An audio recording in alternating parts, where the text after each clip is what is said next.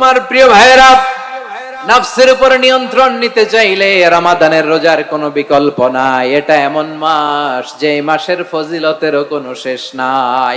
এই মাসকে বলা হয় দ্য মান্থ অফ হোপ।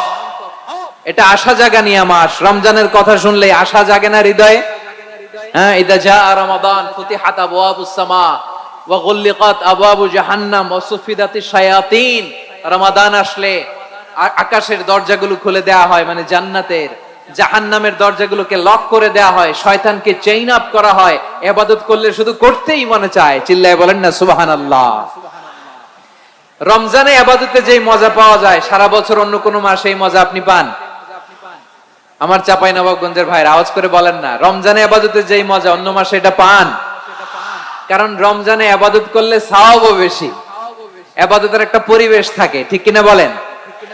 অন্য মাসে ইবাদত করলে এর সওয়াব পাওয়া যায় গাণিতিক হারে, রমজানে ইবাদত করলে সওয়াব বাড়তে থাকে জ্যামিতিক হারে। সুবহানাল্লাহ কইবেন না?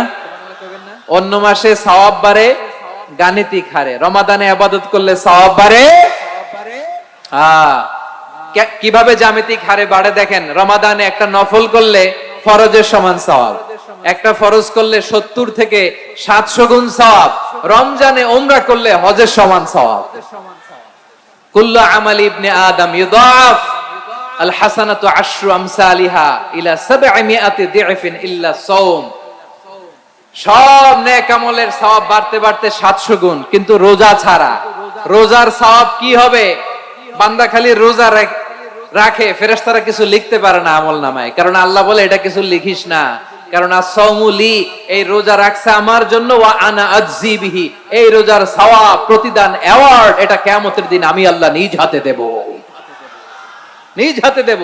আরেক বর্ণনায় এসেছে ওয়া আনা উজজাবি, আমি আল্লাহ নিজেই হয়ে যাব রোজার প্রতিদান। সুবহানাল্লাহ পড়েন। আবার আল্লাহর হাবিব বলেন ইন্না ফিল জান্নাতি সামানিয়াতু আবওয়াব, জান্নাতের দরজা মোট 8টা। ফিহা বাবুন ইউসাম্মা আর-রায়্যান, 8টা দরজা আছে, ওই দরজাটার নাম হলো আর-রায়্যান। রায়্যান দরজা লা ইয়াদখুলুহু ইল্লা সাইমুন, রোজাদাররা ছাড়া কেউ ওই রায়্যান দরজা দিয়ে জান্নাতে ঢুকতে পারবে না। ইয়া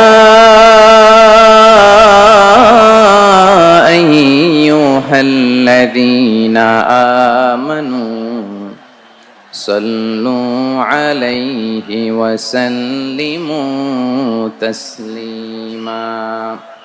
আল্লাহুম্মা সাল্লি আলা মুহাম্মাদ ওয়া আলা আলি মুহাম্মাদ কামা সাল্লাইতা আলা ইব্রাহিম ওয়া আলা আলি ইব্রাহিম ইন্নাকা হামিদুম মাজিদ। اللهم بارك على محمد وعلى آل محمد كما باركت على إبراهيم وعلى آل إبراهيم إنك حميد مجيد। সকল প্রশংসার মালিককে, সকল ক্ষমতার উৎসকে। কেউ যেটা পারে না পারেন কে? কেউ যেটা দেখে না দেখেন কে? কেউ যেটা শোনে না শোনেন কে? সে আল্লাহ রাব্বুল ইজ্জা ওয়াল জালালের দরবারে আমরা শুকরগুজার হচ্ছি। আমরা সবাই পড়ছি কালিমাতুশ শুকর, আলহামদুলিল্লাহ। প্রিয় চাপাই নবাবগঞ্জবাসী, গলা ছেড়ে দিয়ে আওয়াজ করে আমার সাথে পড়ুন, রব্বানা লাকাল হামদ হামদান কাসীরান তাইয়্যিবান মুবারাকান ফি ইয়া রাব্বি লাকাল হামদু কামা ইয়ানবাগি লিজালালি ওয়াজহিকা ওয়া আযীমি সুলতানিকা। লাকাল হামদু বিল ঈমান, লাকাল হামদু বিল ইসলাম, লাকাল হামদু বিল কুরআন।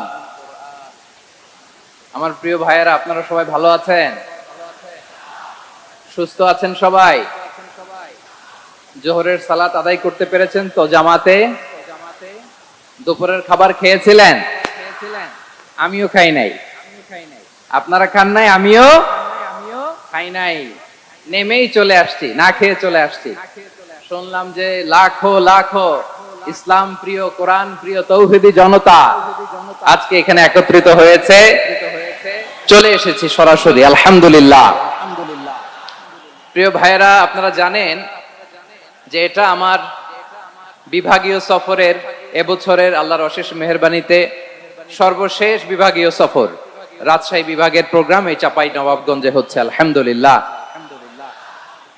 আমি সবাইকে অন্তরের অন্তঃস্থল থেকে শুকরিয়া জানাই যারা এই প্রোগ্রামে আপনারা অংশগ্রহণ করেছেন। আমি অন্তরের অন্তঃস্থল থেকে ধন্যবাদ এবং মোবারকবাদ জানাতে চাই আজকের প্রোগ্রামের অর্গানাইজিং কমিটিকে। খুব সম্ভবত জাবালুন নূর ফাউন্ডেশনের উদ্যোগে আজকের চাপাই নবাবগঞ্জের তাফসিরুল কোরআনের প্রোগ্রাম আয়োজন হয়েছে। দীর্ঘ অনেক দিন অনেক কষ্ট করে, অনেক প্ল্যান করে, প্রোগ্রাম করে পুরো জেলা শহর বিভাগীয় শহরের সব ক্যাপাসিটিকে একসাথে করে ওনারা আজকের এই চমৎকার কোরআনের বাগানকে সাজিয়েছেন। আমি অন্তরের অন্তঃস্থল থেকে এই জাবালুন নূর ফাউন্ডেশনকে ধন্যবাদ দিতে চাই। আজকের প্রোগ্রামে উপস্থিত আছেন চাপাই নবাবগঞ্জ জেলার সম্মানিত ব্যবসায়ী বৃন্দ, চাকরিজীবী বৃন্দ, সমাজ সেবক বৃন্দ,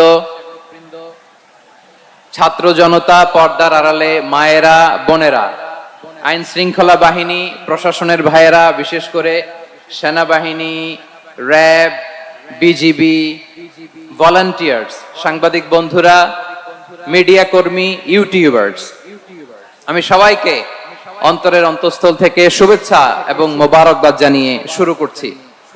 আমি ধন্যবাদ দিতে চাই আজকের প্রোগ্রামের সম্মানিত সভাপতি মহোদয়, প্রধান অতিথি মহোদয়, বিশেষ অতিথি মহোদয় বৃন্দদেরকে যারা আজকের প্রোগ্রামে উপস্থিত হয়ে প্রোগ্রামের সৌন্দর্যকে তারা বাড়িয়েছেন, অলংকৃত করেছেন আলহামদুলিল্লাহ।